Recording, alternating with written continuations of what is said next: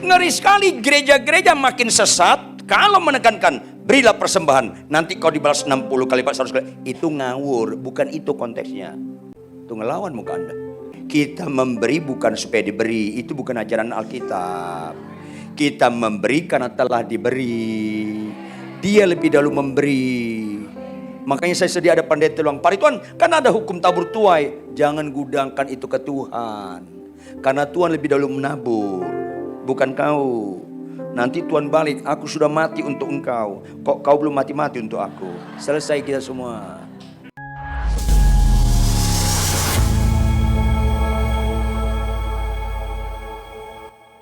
Mari kita berdoa. Tuhan, pendekatan kami kepada Engkau, Engkau jauh lebih mengenal diri kami daripada diri kami dalam mengenal diri kami. Bahkan Engkau jauh lebih mengasihi diri kami daripada siapapun yang dapat disebut, termasuk diri kami dalam mengasihi diri kami. Dalam kebenaran yang mendasar inilah Tuhan, berbicara Engkau kepada kami. Tolong jemaat-Mu mendekati firman Tuhan yang berkuasa, bukan saja mengajar tapi juga menunjukkan kesalahan supaya diperbaiki kelakuan kami dan dididik kami dalam kebenaran. Tanamkan kepada jemaat-Mu, tidak ada mujizat yang paling indah di dalam kekristenan selain Kau dapatkan kami hidup dalam kebenaran. Roh Kudus, roh kebenaran, berotoritaslah. Sebab dalam nama Yesus kami memohon semua ini. Haleluya. Amin. Silakan duduk. Shalom. Shalom. Mari kita buka Alkitab kita dari Lukas 11 ayat 27 sampai 28. Lukas 11 ayat 27 sampai 28. Ini ayat yang sangat terkenal. Sayangnya, saking terkenalnya, orang gak ngerti maknanya. Itu masalahnya.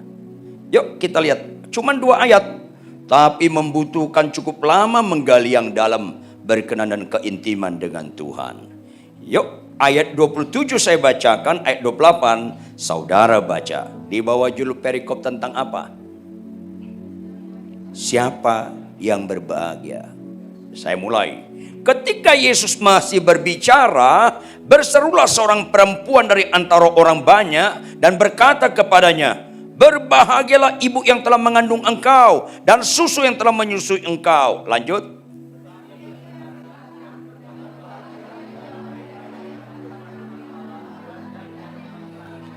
Anda ngerti nggak konteksnya? Konteksnya sangat strategis dan bagus. Apa itu?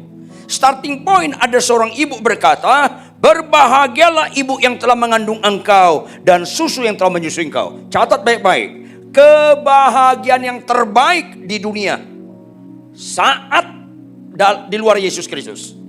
Saat di luar Yesus Kristus. Kebahagiaan yang terbaik di dunia itu kebahagiaan seorang ibu. Saking unggulnya, ada lagu dunia lebih rohani daripada lagu rohani.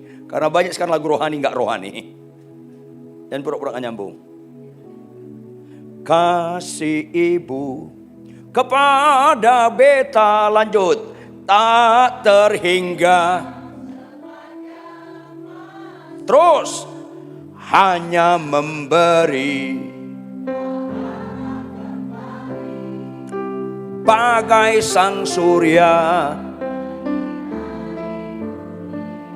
Tepuk tangan buat ibu-ibu. Ngeri sekali gereja-gereja makin sesat kalau menekankan berilah persembahan, nanti kau dibalas 60 kali 100 kali. Itu ngawur, bukan itu konteksnya. Itu ngelawan muka Anda. Halo, kita memberi bukan supaya diberi, itu bukan ajaran Alkitab. Kita memberi karena telah diberi. Dia lebih dahulu memberi. Makanya saya sedia ada pendeta bilang, Pak Ridwan, kan ada hukum tabur tuai. Jangan gudangkan itu ke Tuhan. Karena Tuhan lebih dahulu menabur, bukan kau. Nanti Tuhan balik, aku sudah mati untuk engkau, kok kau belum mati-mati untuk aku. Selesai kita semua. Dan pura-pura gak nyambung. Makanya ibadah sejati bukan menerima.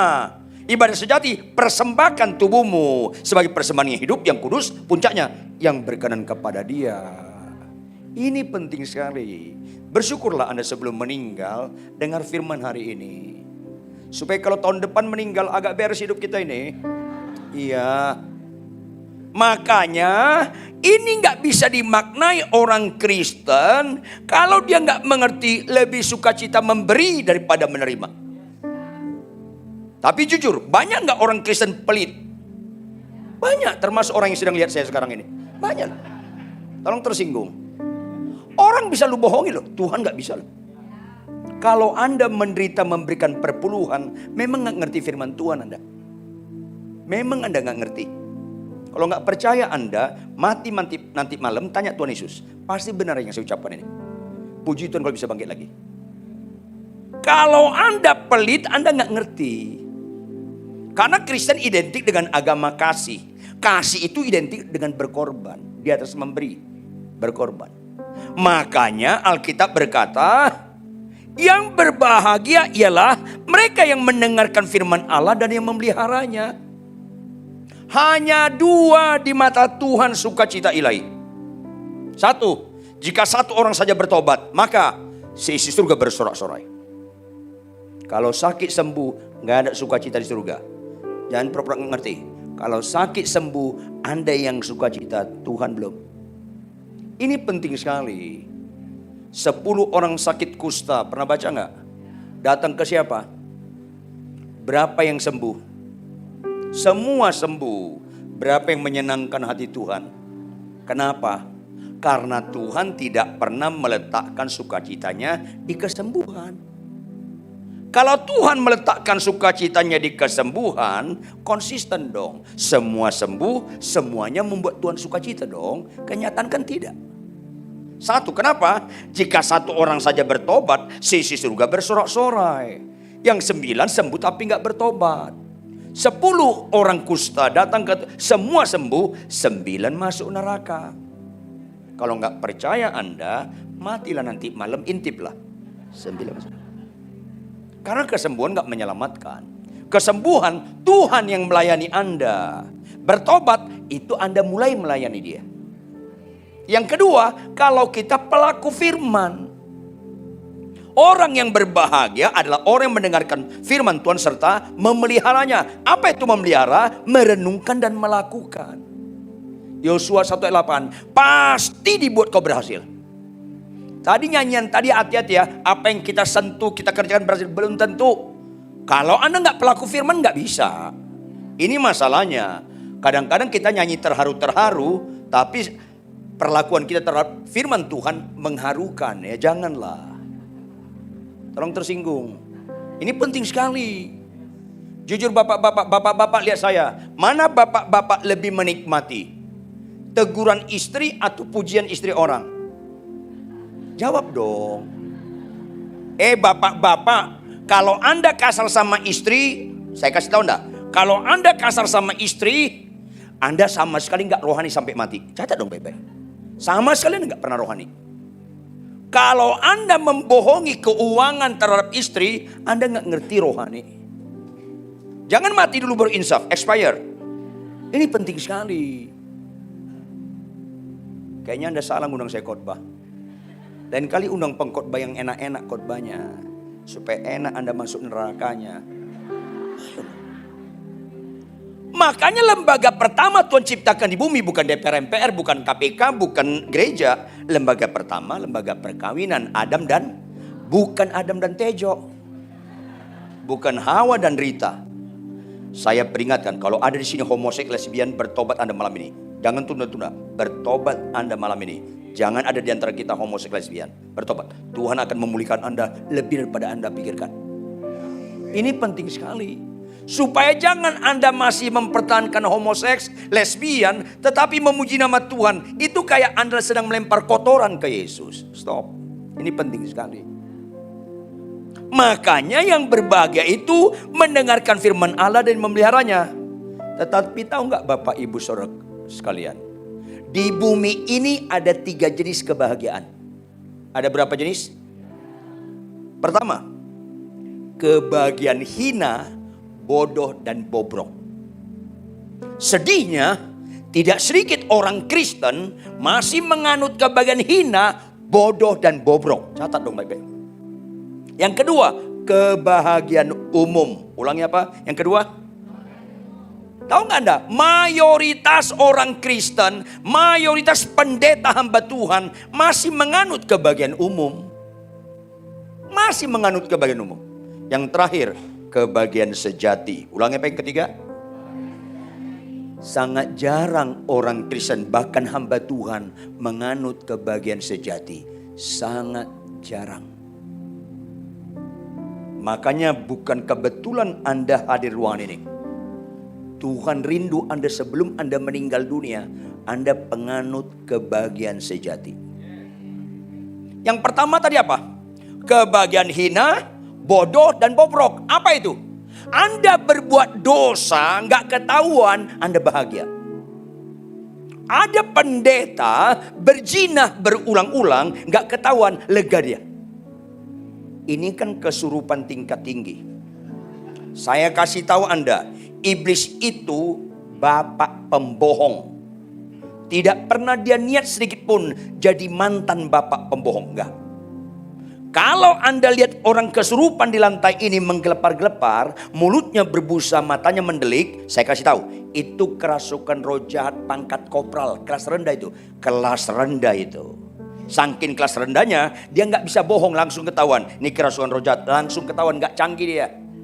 Tetapi kalau kita bisa mimpin pujian, bisa main musik, bisa khotbah, tapi di rumah kita suka maki-maki istri, tetapi di gereja tetap dilihat orang kita rohani, itu mulai kerasukan roh jahat kelas tinggi tuh. Karena Anda tetap dilihat orang rohani, padahal Anda kasar di rumah. Anda suka buka situs porno. Halo, itu kerasukan roh jahat kelas tinggi. Jangan pernah menikmati penilaian orang kita rohani, padahal kita nggak rohani. Stop sandiwara di hadapan Tuhan. Ini penting sekali. Saya pernah membimbing beberapa pendeta, bukan satu dua, beberapa. Jemaatnya puluhan ribu, tetapi tetap bertahan sama istri simpanan. Halo, bersyukurlah Anda sebelum meninggal dengar khotbah hari ini. Supaya dibongkar kemunafikan kita dan stop, jangan berbuat dosa lagi. Ini Kristen. Kalau kita khotbah menyembah, tapi kita di belakang sana suka situs porno, suka berzina, Anda itu mengerikan. Ini penting sekali. Khotbahlah di hari zaman membongkar dosa dan kejahatan. Khotbah bagus dibutuhkan di gereja, tapi khotbah bagus bukan ukuran rohani. Catat baik-baik. Saya lebih suka menjadi suami yang benar daripada pengkhotbah yang benar. Karena khotbah yang benar bisa dipelajari. Khotbah yang benar bobotnya bisa keterampilan. Termasuk keyboard, mimpin pujian, main gitar, itu bobotnya keterampilan. Bukan ukuran rohani. Tetapi jadi suami yang benar itu menyangkut kehidupan. Makanya kalau Anda melihat rohani saya, jangan saat khotbah. Gampang sekali rohani saat khotbah. Gampang sekali rohani saat penyembahan. Gampang sekali rohani saat nubuat. Gampang sekali rohani saat berbahasa roh. Gampang sekali. Maka itu bukan ukuran rohani. Pelaku firman ukuran rohani. Makanya kalau Anda mau lihat rohani saya, tinggal di rumah saya 6 bulan atau 1 tahun. Gak bayar. Lihat sehari-hari, termasuk ketika istri saya kurang hemat berkata-kata. Masih rohani gak saya? Ini penting. Amin. Amin. Tepuk tangan. Apa salah tepuk tangan? Bertobat loh. Karena gak ada rohaninya tepuk tangan. Jangan lupa, gak ada rohaninya tepuk tangan. Iman tanpa perbuatan mati. Tepuk tangan tanpa pertobatan innalillahi. Jangan lupa itu. Ada worship leader saya menyembah gemetar-gemetar, tapi pulang naik motor lawan arah, orang lain gemetar sama dia tuh. Yang begini rohani. Orang bisa lu bohongi, Tuhan gak bisa. Saya peringatkan Anda yang naik motor, mulai detik ini jangan lawan arah. Kayaknya amin Anda penuh penderitaan, susah. Gak ada rohani di mimbar ini, penyembahan, main musik, gak ada rohani. Kalau Anda sehari-hari tidak pelaku firman, gak ada rohani.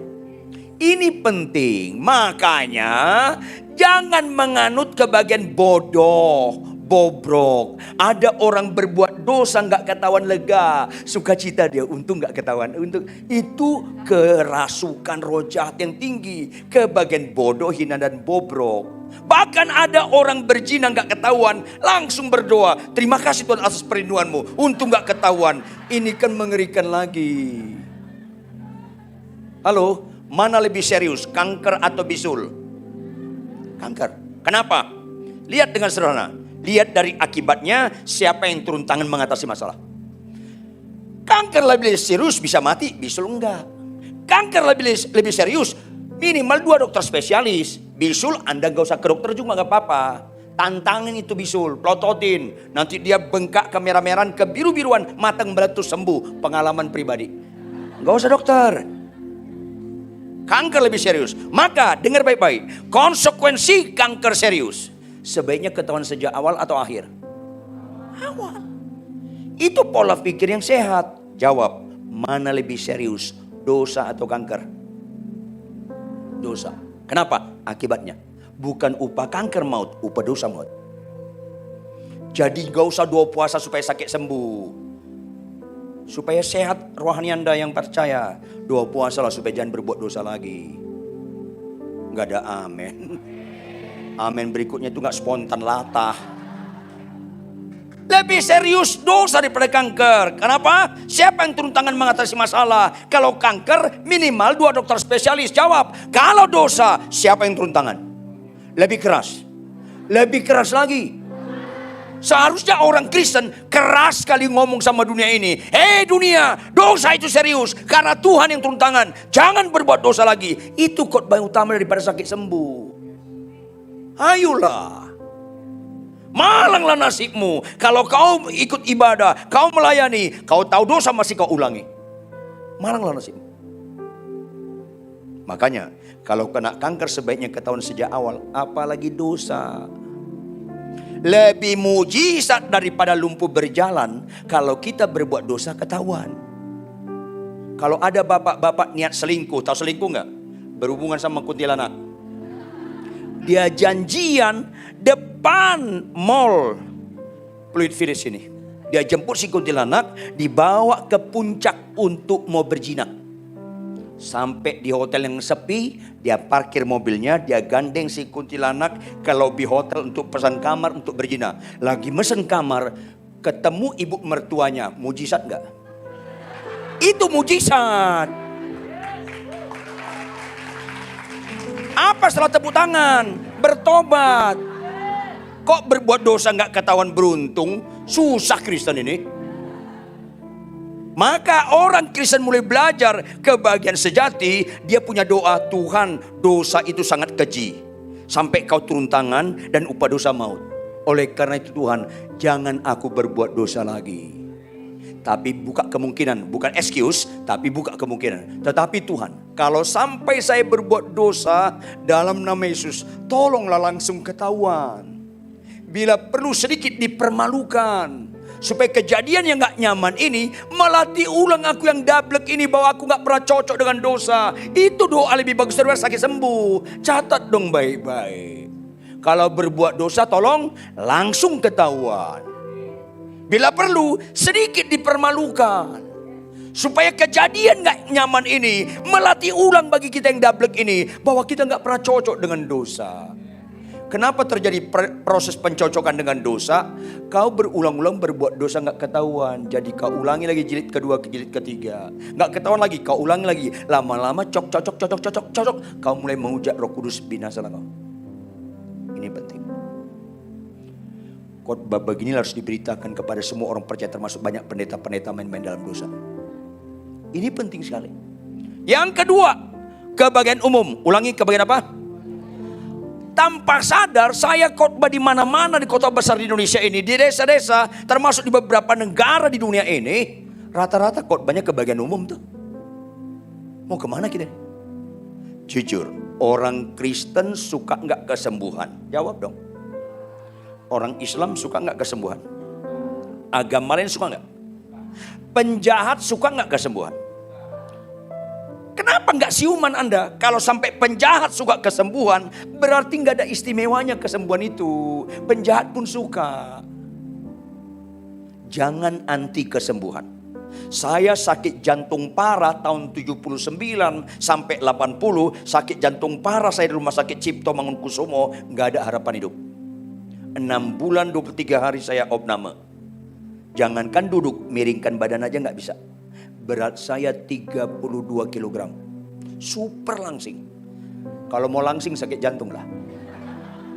Darah tinggi saya 230/40. Atasnya tinggi sekali, bawahnya rendah sekali. Kepala kardiolog rumah sakit Cipto saat itu, Profesor Dr. Kadarman berkata, nggak ada harapan hidup. Kalau saya hidup dan melayani tahun ini masuk 43 tahun jadi hamba Tuhan, itu karena pertolongan Dia. Tepuk tangan. Tetapi nggak ada Tuhan senang kalau sakit sembuh nggak bertobat. Kalau sakit sembuh bertobat nggak mau pelaku firman. Puncaknya pelaku firman. Kalau sakit sembuh aja nggak ada itu umum. Pelaku firman, ulangi apa? Yes. Jawab, ada nggak perintah Tuhan kasihlah musuhmu? Ada nggak perintah Tuhan balaslah kejahatan dengan kebaikan? Ada nggak perintah Tuhan jika ditampar pipi kiri kasih pipi kanan? Jawab, penjahat suka nggak? Enggak. Agama lain suka nggak? Enggak. Orang Kristen suka nggak? Masalahnya enggak juga. Enggak juga. Enggak juga. Dan ada dusta di antara kita. Enggak juga. Kalau kau suka kesembuhan, tapi pasanganmu maki di rumah kau balas maki, memang kau belum rohani. Biarpun bisa khotbah, biarpun bisa mendoakan orang sakit sembuh, kalau enggak pelaku firman, enggak rohani. Buka operator Matius 7 ayat 21 sampai 23. Matius 7 ayat 21 sampai 23. Perhatikan ayat firman, tampilkan di layar. Matius 7 ayat 21 sampai 23. Bukan setiap orang berseru kepadaku Tuhan, Tuhan akan masuk. Bukan. Lanjut, melainkan siapa? Melakukan. Ayo dong. Hai istri, tunduklah pada suami. Pak Ridwan, suamiku kasar. Istri tunduk pada suami, gak ada kaitan dengan kelakuan suami. Istri tunduk pada suami kaitannya karena seorang istri mengakui Yesus sudah menebus dia.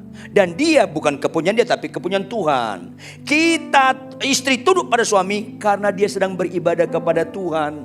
Gak ada kaitan dengan kelakuan suami. Hai suami, kasihlah istrimu. Pak Ridwan, istriku cerewet. Gak ada kaitannya. Makanya gak difasilitasi Alkitab. Hai suami, kasihlah istrimu yang lemah lembut. Kalau cerewet hajar aja boleh. Gak ada. Jangan sesat lo pada. Kita mengasihi istri gak ada kaitannya dengan kelakuan istri. Maafkan saya, kemungkinan istri saya lebih cerewet dari ibu-ibu di sini. Kemungkinan. Gak usah ketawa, ini penderitaan. Kemungkinan istri saya lebih cerewet dari perempuan di sini. Karena istri saya punya peraturan di rumah lebih ketat dari hukum Taurat. Jangan ketawa, ini penderitaan. Kemungkinan istri saya lebih cerewet dari perempuan di sini. Tapi catat, tidak ada kemungkinan cerewet istri saya punya kemampuan membatalkan ketaatan saya sama Tuhan. Gak ada. Makin cerewet lu, makin sayang. Makin sayang. Gak bisa cerewet Anda membatalkan ketaatan saya sama Tuhan. Baru itu bicara rohani. Sakit sembuh, miskin kaya, mobil baru, itu kebahagiaan umum semua. Jangan terus menerus dikhotbahkan di gereja. Kalau saya diundang khotbah di Madura, saya diundang khotbah di Padang, saya pernah diundang khotbah di pesisir Malaysia, saya pernah khotbah di Afrika Utara. Saya khotbah tentang pertobatan dan kesembuhan karena audiensnya orang gak percaya. Tapi kalau orang percaya di gereja, khotbahkan pengajaran supaya jemaat nggak idiot rohani, supaya bertumbuh dewasa, pelaku firman. Ini penting. Maka kebahagiaan sejati adalah ketiga, yaitu mendengarkan firman Tuhan dan memeliharanya. Ulangi. Artinya kalau Anda baca compare dengan ayat-ayat lain, punya prinsip. Capek tidak capek, ngantuk tidak ngantuk, sehat kurang sehat, konflik tidak konflik dalam rumah tangga, sibuk nggak sibuk. tetap bangun pagi baca Alkitab. Siapapun Anda, bapak, ibu, anak muda, entah pemain musik, entah singer, siapapun Anda dalam ruangan ini yang malas baca Alkitab, sampai mati Anda nggak pernah rohani. Catat Pepe. Karena kerohanian benar mulai dari garam, baru terang. Apa artinya? Garam itu berfungsi kalau nggak kelihatan. Kalau kita bangun pagi baca Alkitab nggak kelihatan orang, itulah garam. Kuatlah dalam kerohanian yang tidak populer, supaya pondasi rohani Anda bagus. Kalau Anda jalan di Sudirman, di Tamrin, jawab, lihat nggak gedung-gedung tinggi? Tahu nggak kekuatan gedung itu di mana? Pondasi. Kelihatan nggak pondasinya? Kalau Anda nggak bagus dalam rumah tangga, sampai mati pun rohani Anda nggak pernah bagus. Catat baik-baik. Kalau Anda tidak bagus rohani dalam rumah tangga, jangan Anda coba-coba rohani di mimbar, di khotbah, di penyembahan. Anda penipu ulung. Catat baik-baik. Ini penting sekali. Ayo dong. Karena Tuhan tahu persis siapa Anda. Kalau Anda nggak menikmati teguran istri, tapi menikmati pujian istri orang, itu kan bobrok sekali rohani. Why? Siapapun istri orang muji saya, catat baik-baik, nggak pernah dia berangkat dari mengenal saya. Kalau dia tidak mengenal saya, nggak ada bobot pujian itu. Makanya kalau istri orang muji kita bapak-bapak, dengar baik-baik. Kalau istri orang muji-muji kita, masuk telinga kanan keluar, kanan lagi. Jangan sampai kiri, udah ke garis nanti. Keluar, mental. Termasuk kok ibu-ibu, jangan nikmati pujian suami orang. Lu masih kesurupan tuh. Jangan nikmati pujian suami orang, karena suami orang itu gak pernah kenal aslinya Anda. Catat baik-baik. Tidak ada manusia yang jauh lebih mengenal saya sehebat istri saya. Gak ada. Dia menegur saya berangkat dari mengenal saya. Gak ada alasan saya gak menikmati teguran istri saya. Mana pernah Anda rohani kalau Anda nggak menikmati teguran pasangan Anda? Kok mulai menderita muka Anda? Supaya kita jangan terpersonal lah. Ini penting sekali. Nah, berikutnya, untuk mendengar atau disiplin baca Alkitab tiap hari, memelihara, merenungkan siang malam dan melakukannya, itu tidak bisa sebentar. Buka operator. Markus 1 ayat 42. Markus 1 ayat 42. Sama-sama baca Bapak Ibu. 1, 2, ya.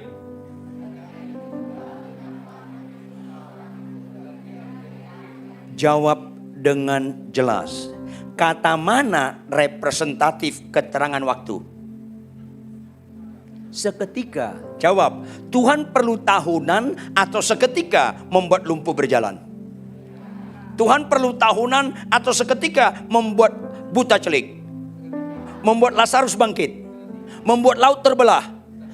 Apa yang sedang Tuhan sampaikan di balik keterangan waktu seketika? Siuman dong. Apa yang Tuhan sedang sampaikan? Umatku, ini mujizat terendah. Catat dong baik-baik. Seketika. Makanya nggak ada nilai kekekalan. Lazarus dibangkitkan nggak? Mati lagi nggak? Mati lagi karena nggak ada bicara kekekalan itu. Yang Anda kenal di Kalideres, itulah Lazarus Simanjuntak. Beda orangnya. Beda. Laut terbelah, dibelah enggak? Sekarang gabung enggak? Karena seketika itu short time. Not kekal.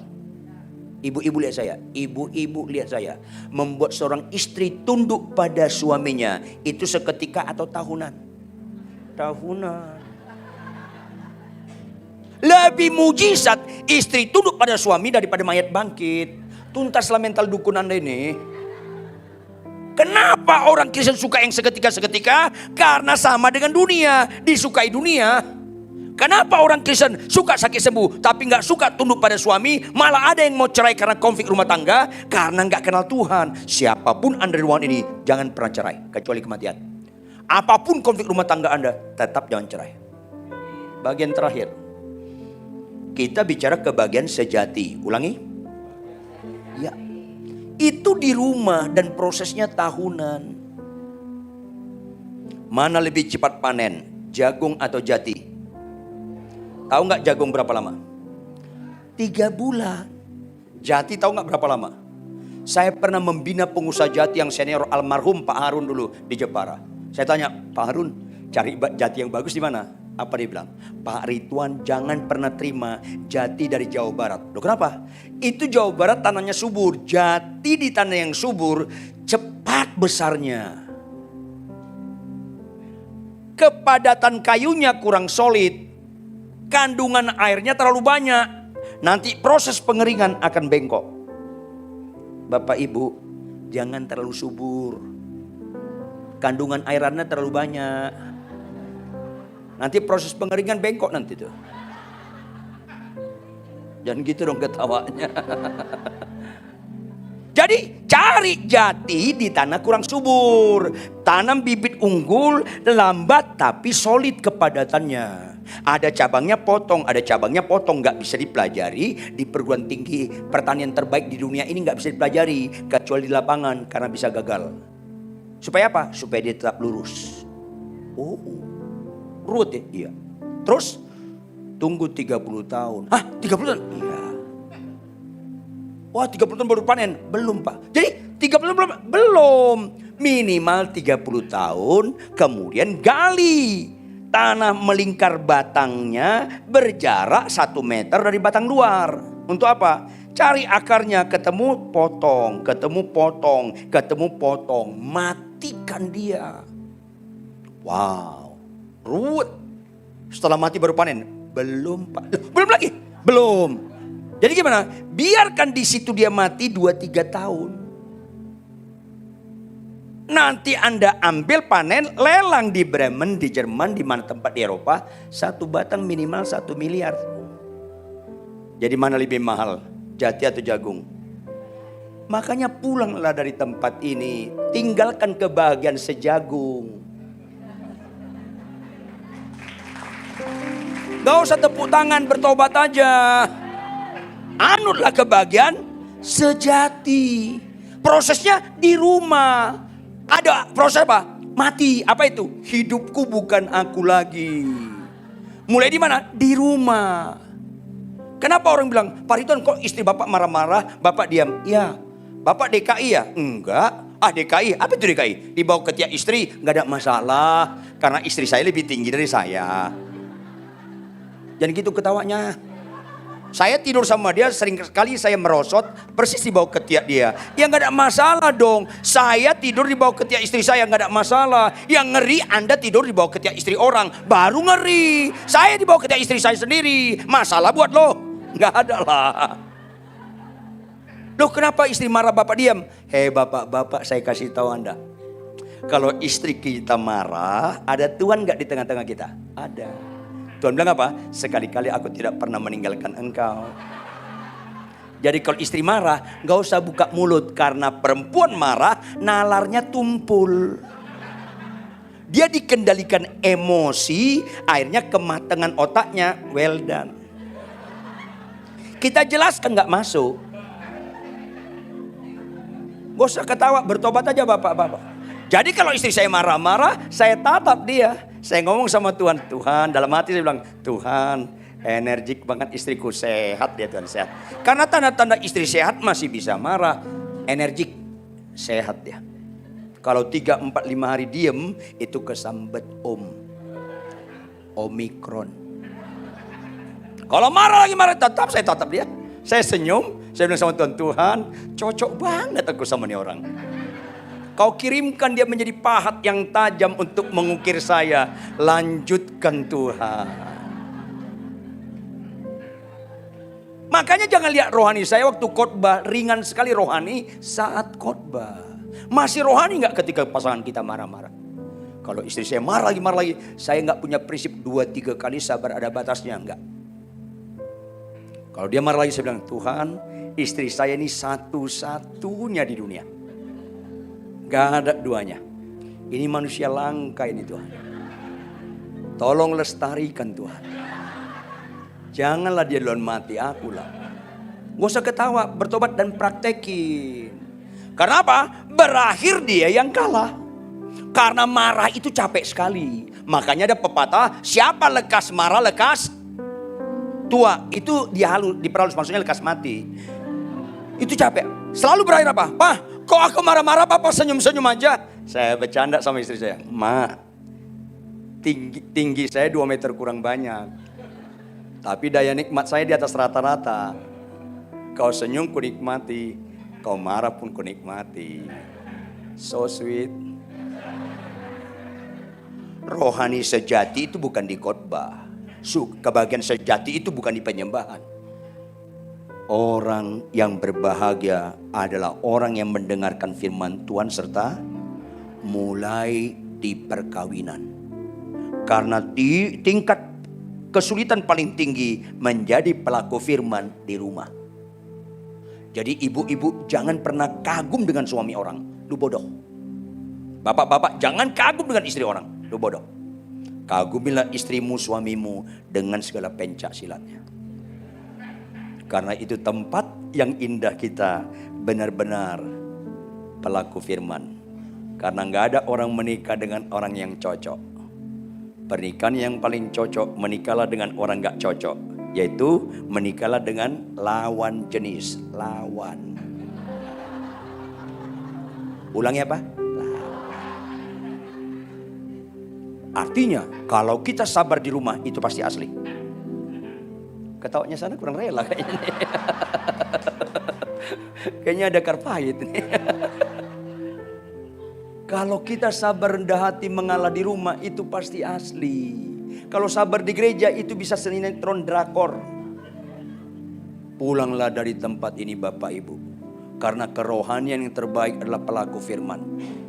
Tuhan berkata, "Jikalau engkau mengasihi aku, engkau menuruti segala perintahku." Bangkit berdiri, tepuk tangan yang keras buat Tuhan.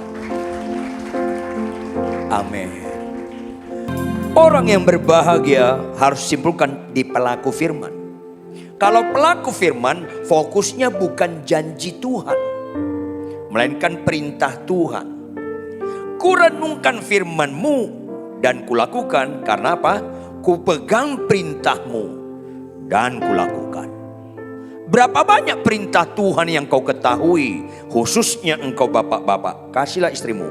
Jangan pernah korbankan mengasihi istri bagaimanapun kelakuan istrimu. Taat sampai mati. Hai istri, tunduklah pada suami. Jangan pernah korbankan tunduk pada suami apapun permasalahan yang kau hadapi.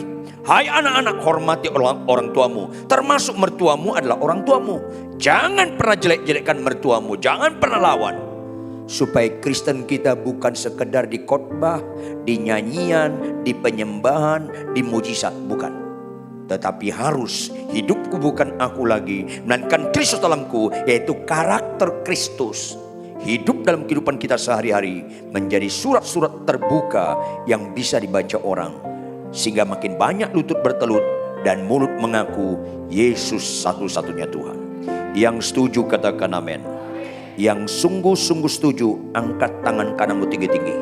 Jangan ikut-ikutan, angkat tangan kananmu tinggi-tinggi. Fokuskanlah ketaatan kepada Tuhan, termasuk memberikan perpuluhan, mengampuni, baca Alkitab tiap hari, apapun. Jadilah pelaku-pelaku firman. Bapa kami di surga, tidak habis-habisnya kami kagum dan kagum kepada Engkau.